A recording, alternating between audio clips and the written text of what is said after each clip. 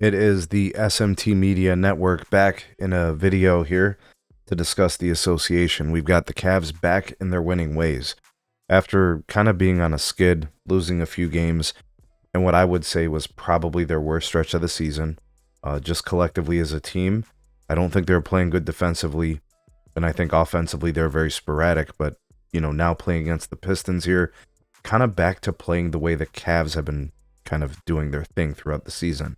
So back in their winning ways, they've got their one-game winning streak, if you will, and let's take a look at what happened here against the Pistons. So the Cavs finished the game 110-91 victors over the Pistons, the greatly improved Detroit Pistons. The Cavs find a way to win at home, and they did so in pretty consistent fashion.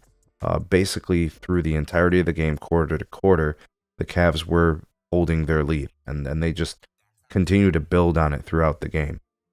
Now, in terms of the team stats between the two teams, there really wasn't anything strikingly special about the game and the outcome.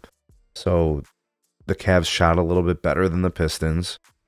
The three-point percentage for both teams is pretty weak, 27%. Free throws, the Cavs were a little bit more aggressive, got some whistles, and they capitalized. They made 78% of their 23 attempts. The only real difference maker in my estimation was the Cavs' defensive intensity was just a little bit better than the Pistons. And the Cavs also were able to rebound a little bit more effectively than the Pistons. But everything else was pretty even. In fact, when I look at the turnover comparison between the two teams, they were even at 10. That's really all. I mean, looking at the offensive rebounds, they both had 12. But, the Cavs were able to get the lead, build on the lead, and then hold it through the fourth quarter. They were even able to get their guys some rest at the end of the game, bringing in the bench. So from the Pistons, Tobias Harris really stunk it up. 1 of 9 shooting, 0 for 4 from the 3. He had 2 points in 27 minutes.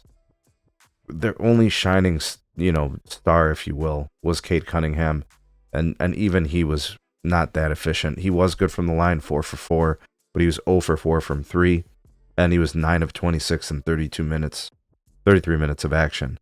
So they didn't really get much. They did get a little bit from Malik Beasley off the bench. He did pour in 19 points on 6 of 11 shooting, 5 of 8 from 3, but they didn't really get much else. All right, the Cavs, lots of balance offensively.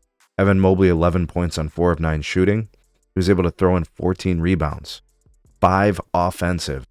Those are the types of back-breaking things that destroy a team's morale. It extends possessions. Teams get tired, especially a team like the Cavs who have really started to kind of develop their offensive identity by moving the ball, wearing out the defense and getting good looks. So Mobley back to doing Mobley things. 15 points from Jared Allen, 6 of 10 from the field, made 3 of his 6 free throws, 8 rebounds from him. He added 1 block and 1 steal, and of course, Evan Mobley defensively, 2 blocks, 2 steals, added 3 assists.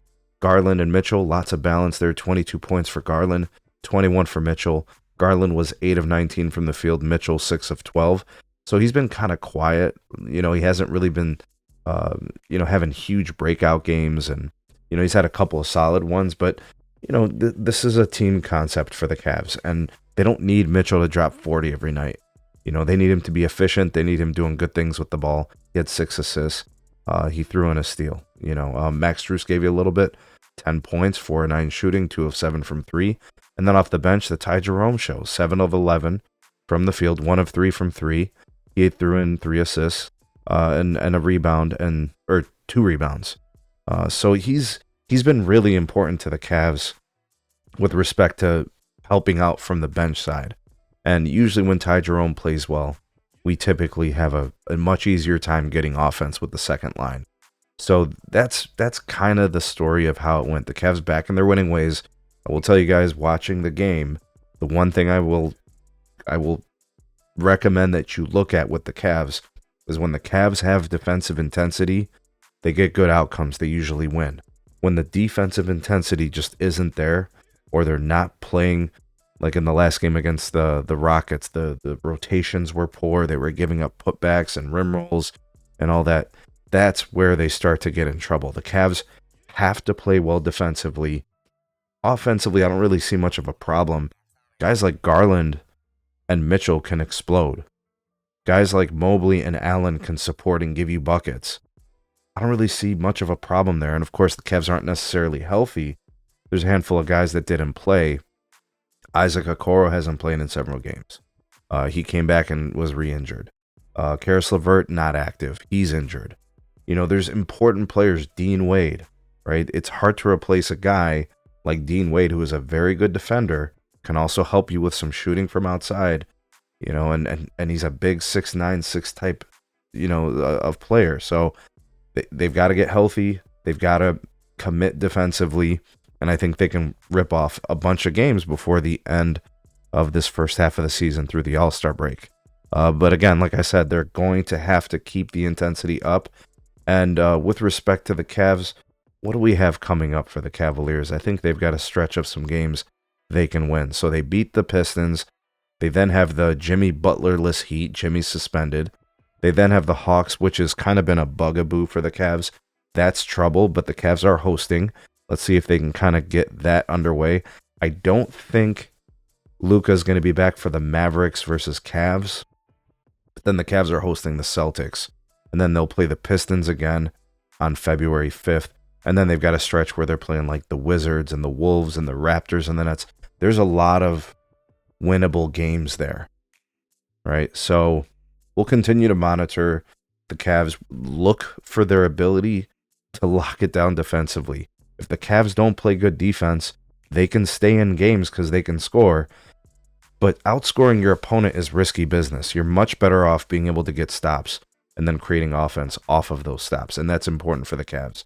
The team defense has to be good.